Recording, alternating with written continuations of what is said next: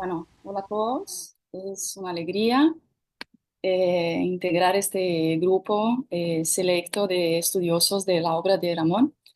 He podido aprender muchísimo y desde luego agradezco a todos los participantes, en especial a Juan Carlos Albert por la invitación y a Andrea Baglione por la ayuda.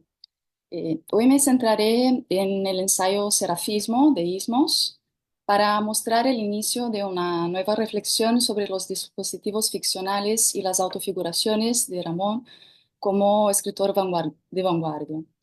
Cuando fue publicado en volumen, Serafismo no era completamente inédito. Su primer esbozo salió en 25 en el semanario argentino Caras y Caretas. Pocos meses antes de aparecer en Ismos, se publicó en la Revista de Occidente. Luego, y de forma casi concomitante a la publicación en volumen, sirvió de prólogo a la traducción española de Opio, Diario de una desintoxicación, llevada a cabo por Julio, su hermano. Si bien algunas corrientes estéticas eran conocidas de los lectores de Ismos, la mayoría, incluyendo Serafismo, fue bautizada por el ingenio aldánico de Ramón, importando al lado de la corriente o del retratado su perspectiva. Propongo, pues, analizar Serafismo, que es a la vez ensayo, crónica y biografía cultural, según dos momentos principales. El primero, la tesis y la estructuración del texto con énfasis en cómo se inicia. El segundo, que se relaciona con el título de mi comunicación, Cena y Escena, Cocteau, Ramón y Victorio Campo. Paso a la primera parte. La primera frase de Serafismo establece una doble metonimia. Para arrojar luz sobre el arte contemporáneo hay que iluminar hasta la transparencia la figura de Cocteau. En un primer nivel metonímico, Cocteau representa su obra, estilo e ideas, un campo vasto, como saben ustedes, que es la visión ramoniana, que en la visión ramoniana incorpora desde anécdotas hasta comentarios inventados. En un segundo nivel metonímico, Cocteau es la pieza clave para entender todo el arte contemporáneo europeo. Si se ilumina lo que hizo él, se arroja luz sobre toda la producción artística de vanguardia. Al leer la afirmación siguiente, algo disparatada, el lector de Ramón, sin embargo, se pregunta si inevitablemente no era así que el propio Ramón le gustaría verse. La afirmación es la siguiente. Hasta en la literatura española, su antecedente es indispensable. Tras esta sugerencia, Ramón nos presenta su tesis. Cocteau fue el fundador del serafismo en poesía. Y recordemos, para Ramón poesía es un término amplio que abarca prosa, teatro, greguería, diario, todo esto que hemos estado viendo, ¿no? Estos 2 días, artes plásticas y hasta objetos encontrados. Su tesis es categórica, especulativa y a la vez contradictoria. Cocteau habría lanzado de nuevo Los Ángeles, ángeles originales que él paradójicamente vuelve a traer al mundo. Como sabemos, las aseveraciones de Ramón ni siempre van a ser desarrolladas en sus textos, muchas de ellas eh, quedando como sugerencias. Así, en Serafismo, aunque no sea completamente central el motivo del ángel, va a guiar algunas elecciones lexicales y puntuar diversas afirmaciones como esta. La poesía no es un juego ni un medio de alcanzar la gloria, sino una bestia que os devora, un ángel combinativo, el mensaje de aquellos que viven a aquellos que mueren. Ahí se encuentra el gusto de Ramón por los temas fúnebres y las enfermedades, algo melancólicos y dramáticos. Fíjense en su interior la cita en español atribuida a Cocteau, sino una bestia que devora un ángel combinativo, es de Ramón o está a tal punto traducida por su perspectiva que ya no es reubicable en la obra del francés. Este uso de las comillas es, por lo tanto, uno de los dispositivos ficcionales clave que no solo se apropia de la figura de Cocteau, sino que se fusiona con ella. Contrariamente, los fragmentos que sí son de Cocteau suelen citarse en francés y con cursivas, aunque a veces, como en estos versos del poema España, suenan a pura greguería encontrada por Ramón. Cito: Le Christ couché dans les cryptes est un cheval de picador. Serafismo es así construido con los elementos típicos del género biografía, a los cuales Ramón agrega los efectos propios de su estética. En ese sentido, en lugar de hitos, destaca los detalles intrascendentes. Cocteau fue un colegial externo, mal estudiante, premiado por el modo que tiene de lavarse con jabón. Su presencia, a la manera de la de Ramón, llevaría también a la personificación de los objetos transformados por la poesía. Dice Ramón: Cocteau recitaba sus versos en los principales salones y los sofás se desmayaban oyéndole, convirtiéndose en divanes. También, a diferencia de una biografía común, Ramón no destaca la reputación escandalosa de Cocteau, que vivía su homosexualidad abiertamente. Tampoco subraya su dependencia química o la influencia de la droga sobre su producción literaria. En lugar de la abstinencia del opio, por tanto, la primera crisis de Cocteau se transforma en la fascinación ramoniana por los microbios del alma, un poco decimonónica, combinada con, cito, complejos psicoanalizados, no explicitados, pero que dejan entrever los comentarios negativos explorados en la prensa y en parte de la crítica dedicada al autor francés. Paso ahora a la segunda parte de mi exposición. El segundo momento que elegí de serafismo, aproximándose ya del final del texto, concentra dos relatos de 1930 en París: el preestreno de la pieza La Voix humaine de Cocteau y una cena con la escritora argentina Victoria Ocampo. Estos relatos de 1930 marcan un cambio en el ensayo. El tono se vuelve marcadamente narrativo y más personal. Según las cartas de Ocampo a su hermana Angélica, ella y Ramón estuvieron presentes en uno de los ensayos generales de la Voix humaine. Aunque Ocampo es sucinta e irónica, eh, cito: la pieza es solo una mujer y un teléfono y un pañuelo para sonarse las narices. Ramón se expande y dramatiza. Personaliza así la comédie française, afirmando que estaba inquieta. El teatro francés representa en Serafismo la tradición literaria o el canon enfrentado a los jóvenes de la vanguardia. Según Ramón, la voix humaine era la primera inserción de la vanguardia en lo que se consideraba clásico. Léase en ese sentido como narra la apertura del telón. Con sencilla solemnidad de toma de posesión del escenario clásico por la vanguardia, se levantó el telón sobre la única escena de la comedia de Cocteau.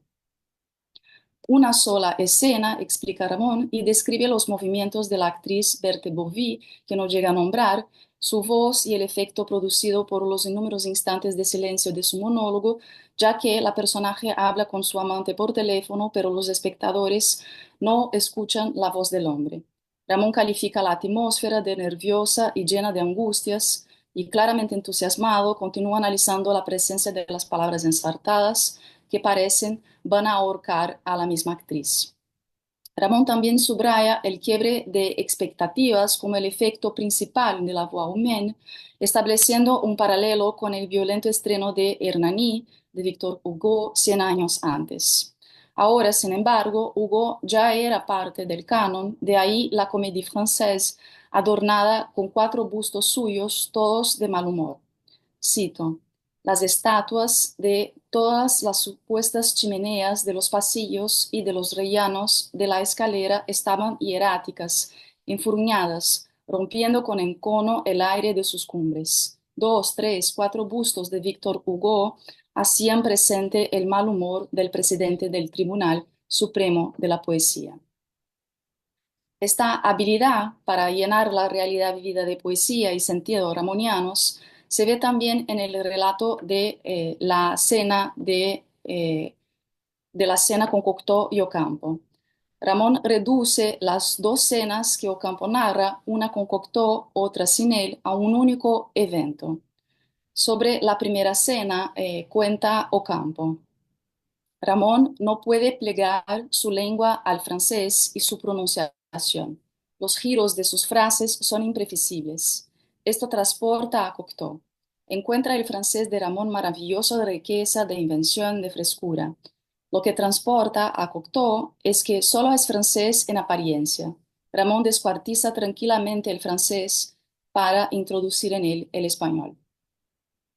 La lista de participantes de la segunda cena sin Cocteau fue extensa. La clave para identificar la maniobra narrativa de Ramón, que consiste en fusionar dos eventos distintos en uno solo, está en el foco puesto en la condesa de Noailles. Su presencia habladora, extravagante y detalles de su ropa son destacados tanto en el relato de Ocampo como en el de Ramón. Sin embargo, los invitados a la cena ofrecida por Ocampo, según Ramón, se reducen únicamente a un grupo íntimo y selecto que incluye Madame Noailles, Cocteau, José Ortega y Gasset y él mismo. Esto destaca que Ramón utiliza un artificio de compresión para proyectar una autofiguración más personal y protagónica.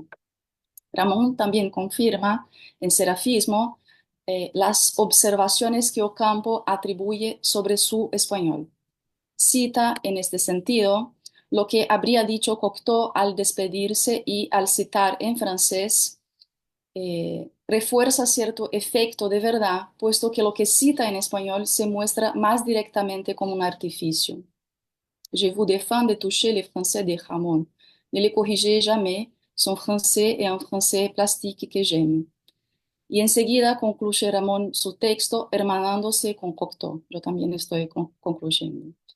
Cocteau, con esa extraña fraternidad que hay entre él y yo, como si yo fuese el hermano gordo y él el flaco, defendió así mi francés, sosteniendo ya en la puerta que mis palabras francesas eran como esas bolas de colores que tiran todos los bolos que encuentran a su paso, con una divertida iconoclastia que las palabras demasiado, para las palabras demasiado tiesas del francés. Si al principio de Serafismo, en tanto que cronista, Ramón parece colocarse como la continuación española de este a quien describe como un ángel original, al final se autofigura como su hermano. Ambos serían comparables con el dúo de comediantes de los años 20, 30, 40, ¿no? y en adelante. Cocteau sería el flaco, personaje ingenuo e infantil, Stan Laurel. Ramón el gordo pomposo, Oliver Hardy, con sus bolas de colores. Esta forma inocente y alegre de ver la historia literaria y otros temas, incluso los más graves como la muerte o la penuria, además de caracterizar la obra de Ramón, también es coherente en Serafismo con el trabajo de restar importancia a la homosexualidad de Cocteau o a su dependencia química. Evitando el escándalo negativo, lo transforma en un artista que sufre por la poesía, un ángel combinativo, estilizándolo y purificando la imagen más bien ingenua que él quiere proyectar de sí mismo, el Ramón, ¿no?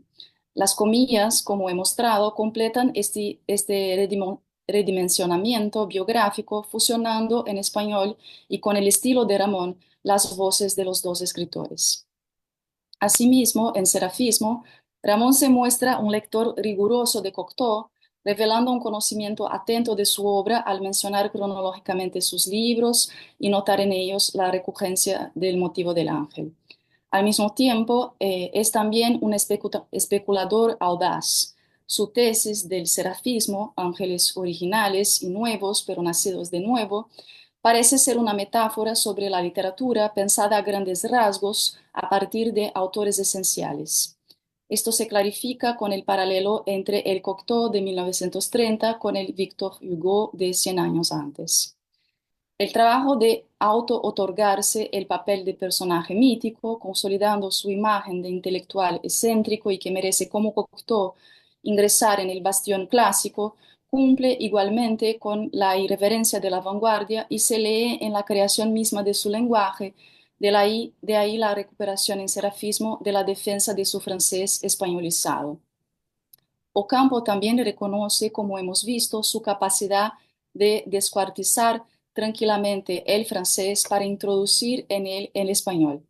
Y Ramón va a retribuir este elogio contando sobre la cena e insinuando un comentario algo irónico tal vez el único de Serafismo, en el cual podemos percibir que por primera vez su autofiguración, ya cercano, ¿no?, al final del ensayo, supera a la de Cocteau.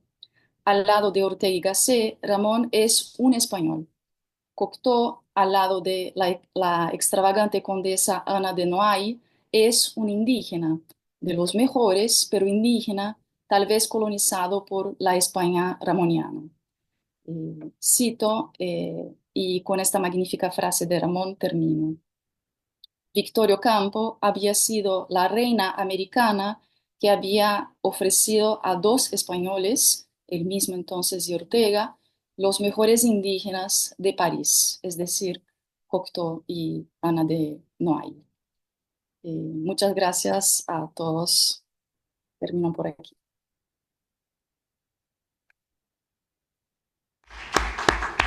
Bueno, muchísimas gracias, Livia, y bueno, te rogamos que sigas conectada para la siguiente conferencia y para el coloquio que viene después. Ahora